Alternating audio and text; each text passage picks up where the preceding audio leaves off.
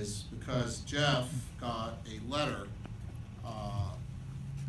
from a law firm called Kute and Rock out from Missouri, threatening him with legal action should he speak to you guys tonight. And threatening him with a lawsuit should he talk about his experience investigating the case. I'm going to read from the letter and I'm going to explain some of the responses to the letter. And I've advised Jeff not to speak. And the reason why is simple. Jeff's out here on his own dime. He flew out here from Chicago with his lovely wife.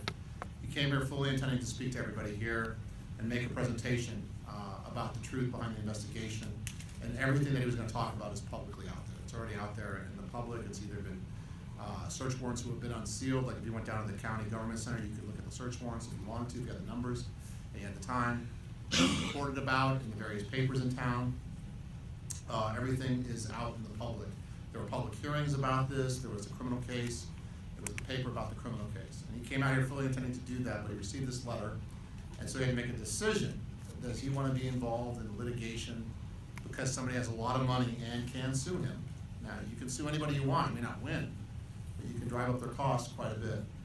And when you do that, you cause them to spend money that they'd rather not spend on issues he probably doesn't need to spend his money on.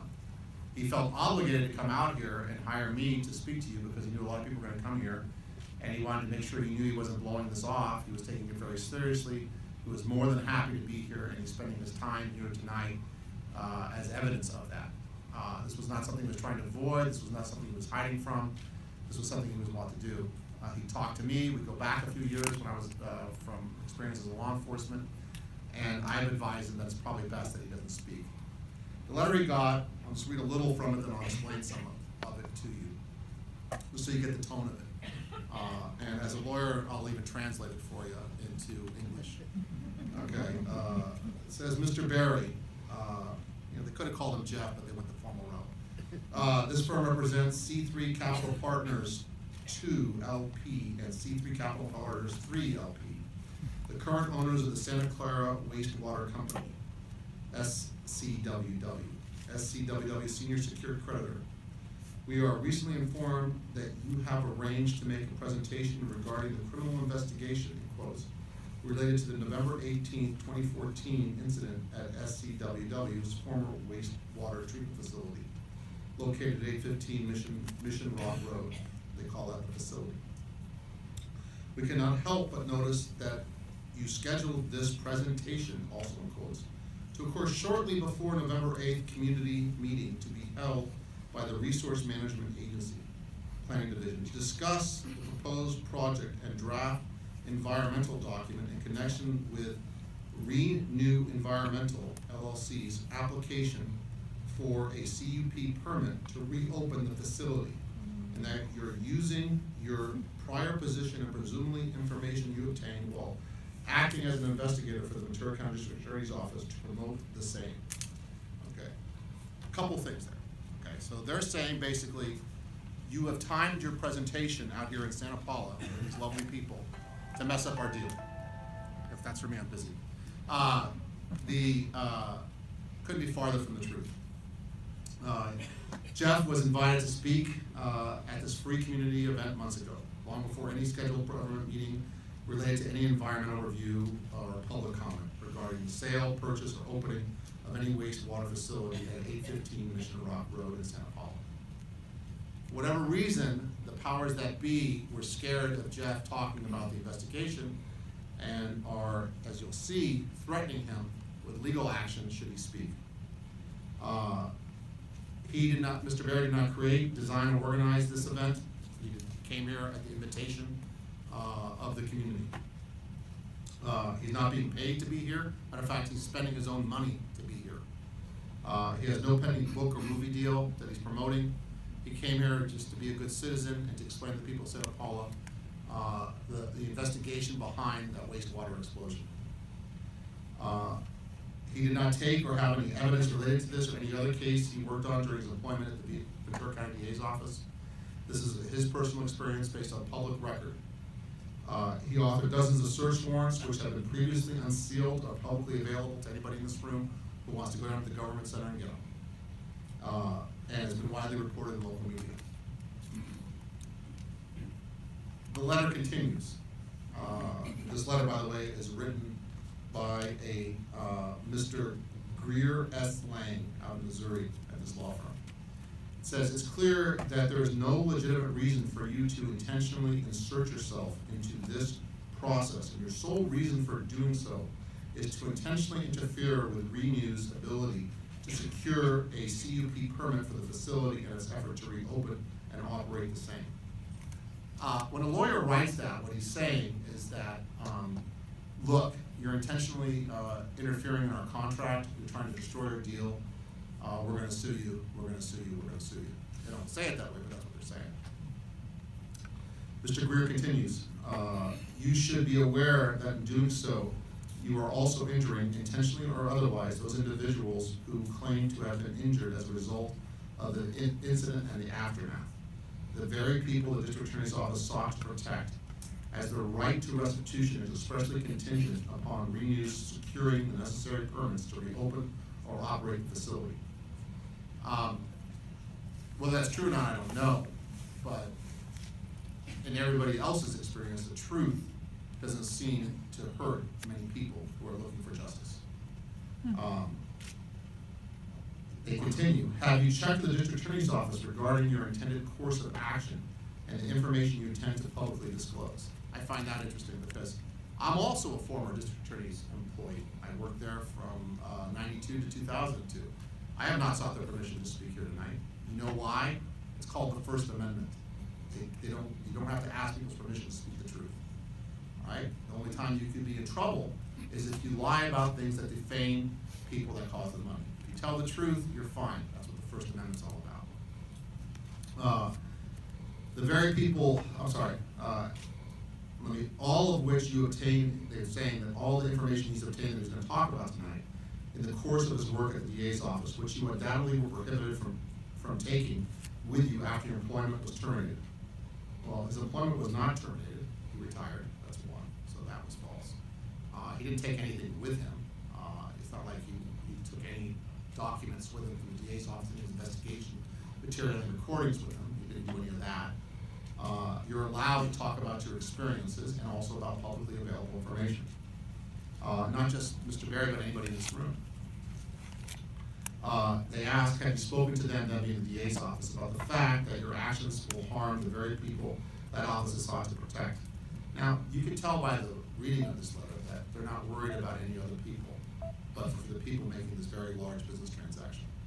Because the people that are seeking restitution, the people that were hurt by the explosion, are not going to benefit from the sale of this property. Those are different people. They ask you to continue, they say, they make this allegation, you continue to hold yourself out as an investigator for the District Attorney's Office on your LinkedIn page. That's just a lie. Never has, not true. I know because I checked it myself. Just a lie. Okay. All this letter is an attempt to intimidate Mr. Berry so he will not speak the truth of the publicly available investigation that he was part of and that he witnessed. That's all it is. And you know, if I was talking to these people, I would say, what are you thinking sending this man this letter? Because if you're trying to stop people from telling the truth about this event, you're not exactly putting a lot of faith in who's ever buying this property, are you? Because how would you feel if you were buying a piece of property, let's say you're buying my house, and I said, you know what, I'd like to tell you a lot about the house, but I just really don't want to say anything else. Just buy it. No, I don't want to say anything. I was told I can't say a word about anything to do with my water system or my roofing. I can't say anything to you, but buy the house anyway. How would you feel? Would you be suspicious? Would you feel comfortable buying my house? I think so. I don't know who's advising these people, but they've gotten some poor advice in terms of doing it this way. This is the last paragraph. They end this, with a friendly salutation. You need to be extremely careful with regard to what you do, say, and disclose during your proposed presentation. Although you have certain protections while acting on behalf of the DA's office in your official capacity, as a private citizen, those protections are gone. And like everyone else, you are subject to civil liability, including punitive damages. If you make or republish any false or defamatory statements, including the republication of any false testimony given during the grand jury proceedings about about our clients, the facility which they have interested in throughout SCWW, and a senior secured creditors, Renew, or any other person or entity, including the individuals who are defendants in the actions brought by the District Attorney's Office. Okay, well, the problem with this line, besides being legally inaccurate and threatening to take legal action when the person hasn't done anything, and the only thing he's offering to do is speak to a community and tell them the truth about the investigation and discuss the publicly available information, is that it's saying that if you just even mention this stuff, we're going to sue you. Which, yeah, like I said, you could sue anybody for anything, and you could make any false allegation you want about anybody. They would have to defend themselves. And what does it take to defend yourselves? It takes hiring a guy like me, which I'm all for, by the way. If you're a lawyer, you should hire me. I'm all for that. But you have to hire a guy like me, pay him a lot of money, and you have to be involved in litigation when there's no upside for you at the end of the day. And then they end it with this sweet farewell. If we learn that you made any false or defamatory statements during your presentation, you are hereby advised that our clients and those harmed by your actions will take all actions necessary and appropriate to protect their interest to the maximum extent permissible under the law. And then they give them this. Make sure you always do this, folks. Govern yourself accordingly. But he signs it sincerely, Mr. Greer-Estling. Okay. So, Jeff obviously shared this letter with me. He shared it with some people in this room. And he made it clear that he will come, he will show up, but he's not going to speak under my advice. Unfortunately, sometimes not everybody gets to hear the truth. And we require sometimes reporters to go out, pull the publicly available documents, and then write about them themselves. Just to be clear, Jeff said nothing illegal. He's taken nothing from the District Attorney's Office. He's reviewed no sealed documents or talked about any sealed documents in public. He would be entitled, if he so chose, to talk about the search warrants he's authored that are publicly available and the investigation he's done and the public record on the case. And he could also express his opinions about how the case was investigated and the harm that, or not harm, that was caused by the actions that occurred over at the wastewater plant back in 2014. He could do all of that. He's chosen that it's not worth him spending thousands of dollars defending himself against false allegations to do that here tonight. The reaction that you all should have is up to you. You could be upset. You can talk to Greer-Estling over at Kutak and Rock and ask them what they're covering up if you wanted to. You'd be entitled to send them that down at 2 Pershing Square, 2300 Main Street, Suite 800, Kansas City, Montana. I'm sorry, Missouri. And why don't you give him a call and express your displeasure with old Greer-Estling. His number is 816-960-0090. Make sure you tell them you're calling about this and why they want Jeff Berry to stay quiet and complain to him. And you can even ask him, who told you to do that? Who specifically asked you to do that to keep Jeff quiet? Who decided that it was a good idea to threaten Jeff Berry, a guy who spent his life helping people, investigating people, to keep the public safe and protect his community? Give the guy a call. Give old Greer a call. Tell him Ron Bandy sent you. 816-960-0090. If I had his home number, I'd give it to you. I don't have it. But I'd give it to you. But you should give him a call. Ask him why. What's going on? All of you should give him a call. And ask him what's happening and who you're protecting and what you're so scared of. And why is the truth still fearful about whatever happened over at Santa Clara? I don't know what happened. I have no idea. But obviously, it must be really scary. Nobody can talk about it. Thank you very much on behalf of Jeff and his wife for coming out. We appreciate it.